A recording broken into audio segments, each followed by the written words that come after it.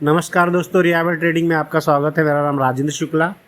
तो अभी आपने जो ट्रेड देखा वो एम का था, महिंद्रा एंड महिंद्रा का लाइव। इसकी रिकॉर्डिंग मैंने करके रखी। अब आपको बताता हूँ कि इसके पीछे का लॉजिक था, क्या था बाई करने का। ठीक है, पहले इसको सब डिलीट करूँगा। मैं एक एक चीज़ समझाने का प्रयास करूँगा कि किस तरीके से बाई और सेल को मैंने बनाया था। ठीक है, तो इस सब को डिलीट करते हैं और आगे का जो वीडियो है इसका पूरा जो लाइव का, वो बाद में आपको इसी के आगे मिल जाएगा मेरे बताने के बाद। तो ये डेली चार्ट है। अब डेली चार्ट के ऊपर जाने के बाद मुझे समझ में आया कि मुझे ट्रेड करना है, बाई या सेल करना है, कब करना है, कहाँ पे करना है। तो ये था, क्या था, डिलीवरी वॉल्यूम। डिलीवरी वॉल्यूम का जिस दिन आया था उस दिन क्या था, ये इसका रेसिस्टेंस ओपन। यहाँ पे आप कर्सर देखेंगे तो देखेंगे ओपन हाई क्या था, सेम था। और इस दिन का जब आप प्री ओपन का मार्केट का निकालेंगे तो सबसे बड़ी क्वांटिटी जो यहाँ पे सेल हुई थी। ओके, और इसका लो मान लेते हैं एक सपोर्ट।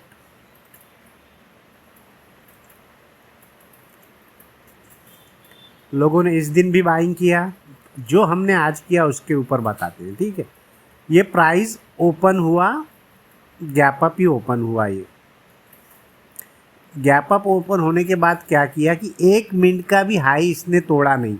और इस दिन जो था 21 फरवरी का 42,000 क्वांटिटी कुछ सेल हुई थी। और आज जो यहाँ पे क्वांटिटी जो 1 मिनट के ऊपर वो 53 थी। तो मतलब कोई पोजीशन एग्जिट कर रहा था बड़ा खिलाड़ी, या जिसके पास इतनी बड़ी क्वांटिटी होगी, प्रॉफिट बुक कर रहा होगा, कुछ मतलब कुछ ना कुछ ऐसा था। तो 1 मिनट के अंदर जाने के बाद मुझे समझ में आया कि अब 2750 की कॉल जो है बहुत सस्ते में मिल रही है। तो मेरा ये मेथड है कि प्राइस क्या होना चाहिए, हाई के ऊपर ओपन होना चाहिए और उसकी 1 मिनट की हाई या लो ब्रेक नहीं होना चाहिए। तो पहला कंडीशन में क्या हुआ कि मैं इसको डिलीवरी वॉल्यूम से देखते आ रहा था। देखने के आने के बाद समझ में आया कि 1 मिनट का क्या कर रहा है, ये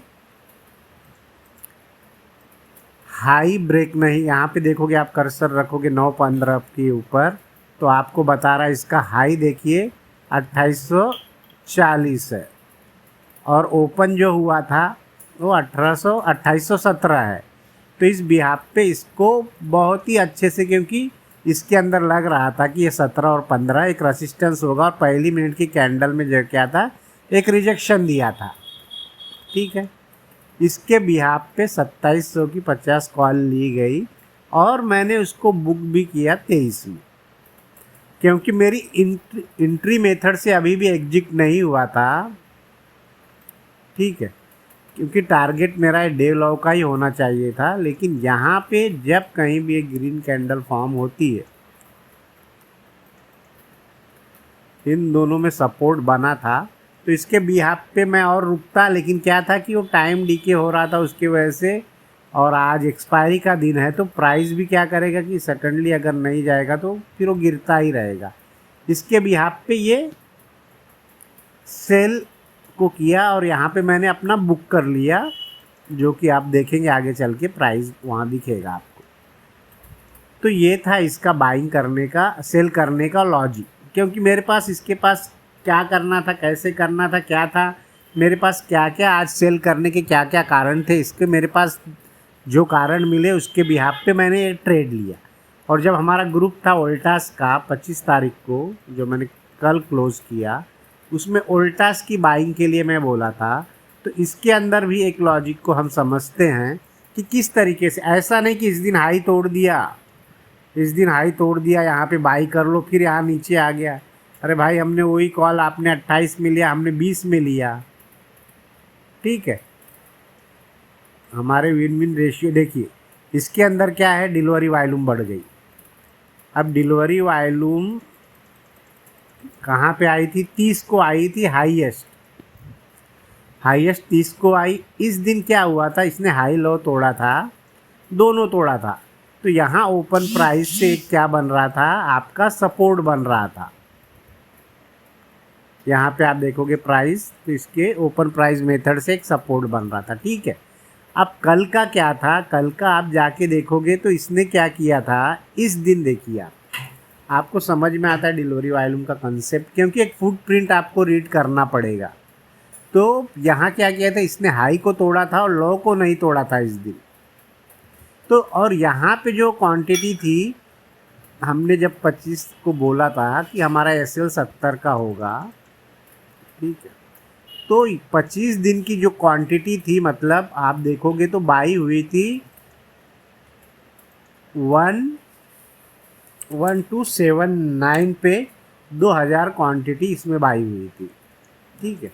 तो आज ये क्या करता, आज ये एज ए सपोर्ट का काम करता, क्योंकि हमने पढ़ते आए डिलीवरी वाली में जिस दिन गिरा था 25 तारीख का, 30 जनवरी के बाद का डिलीवरी वैल्यू प्राइस उसके अंदर, ठीक है।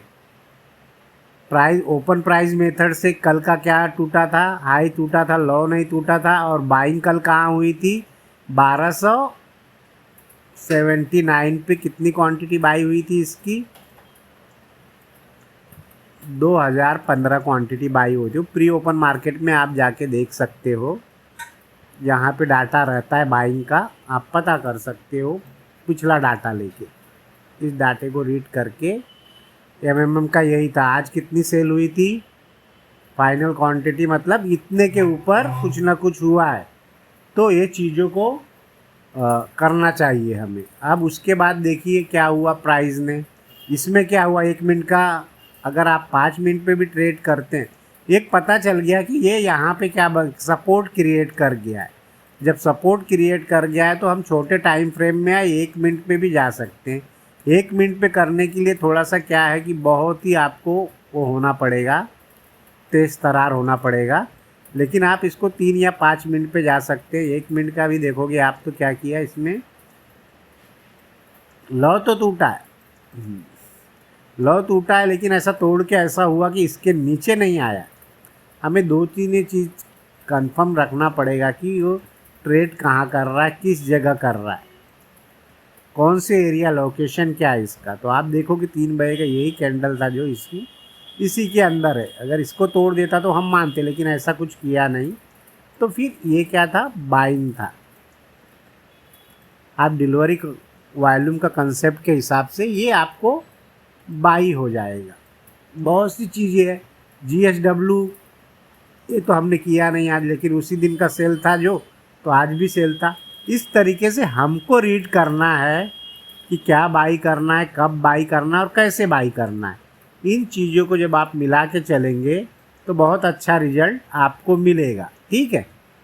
तो ये नहीं कि 5 मिनट का हाई पहले कैंडल पे, देखिए मेथड आपको सीखना पड़ेगा। अगर आप उस तरीके, कोई जल्दीबाजी में नहीं, आपका ट्रेड 3 बजे के बाद भी बन सकता है, 2:30 बजे भी बन सकता है। अगर नहीं सेल होने वाला है तो नहीं होगा, ठीक है। इसका डेली में जाके देखिए 17 के नीचे गया ही नहीं है। तो इस तरीके से आप ट्रेड को कर सकते हैं। ओके, वीडियो को लाइक कीजिए, सब्सक्राइब कीजिए, धन्यवाद।